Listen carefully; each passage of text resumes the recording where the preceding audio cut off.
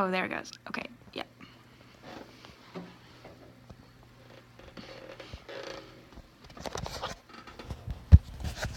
My topic evaluates whether the drinking age should be lowered from 21 to 18 years old in the United States of America.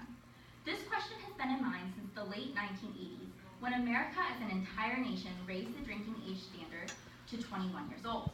However, this debate did not stop in the 1980s, and it is still a real and living issue that is the topic of much discussion today. First, I'll explain the general situation. The drinking age prior to the late 1980s was much younger than it is today.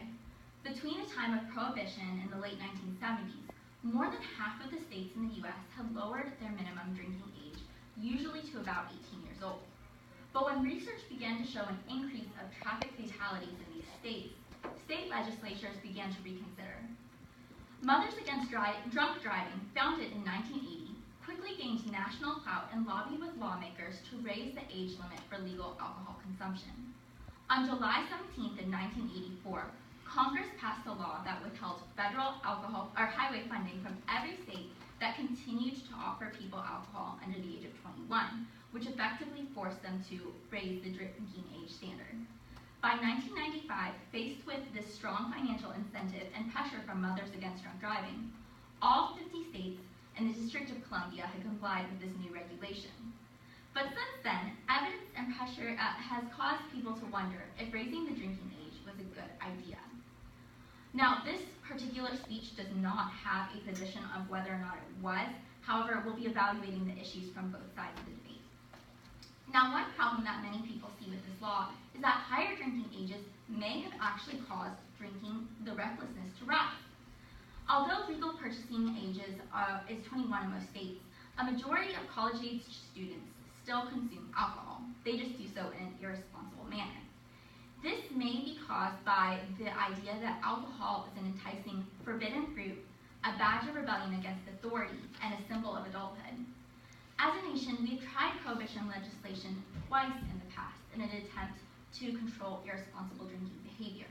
This was during national prohibition in the 1920s and state prohibition in the 1850s. These laws were finally repealed because they were unenforceable and because the backlash against them caused other social problems. Some wonder today if we are repeating history and making the same mistakes that caused the problems in the past. Now, research from the early 1980s to the present has shown a continuous decrease in driving and drinking related problems. However, it's noteworthy that this began in 1980 as opposed to 1987 when this law was instated. The decrease in drinking and driving problems may be the result of other factors, including education concerning drunk driving, designated driver programs, increased seatbelt and airbag usage, safer automobiles, lower speed limits, and other such variables. Now, while there has been a decrease in per capita consumption and motor vehicle crashes, during the same time period, there's been an increase in other problems related to heavy and irresponsible drinking among college-aged youth. Most of these reported behaviors showed little change after the age 21 law in 1987. Now, this does not necessarily mean that lowering the drinking age would have all positive effects just because some effects have been changed. For example, alcohol is a neurotoxin, which can be fatal in circumstances where it is abused. Research has shown that harmful effects of alcohol abuse are magnified on a teenager's still developing brain. During teen years, learning, memory, planning, inhibition, and emotional regulations are still being formulated.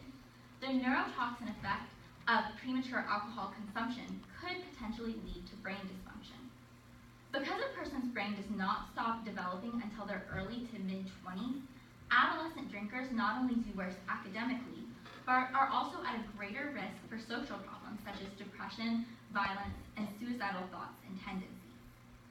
Lowering the drinking age could also possibly have serious and dangerous long-term consequences, as teen drinkers are more susceptible to alcoholism and are at a higher risk of developing this disease earlier and more quickly than other people. Furthermore, it's important to note that 21 years old is not just an arbitrary standard set forth by Congress.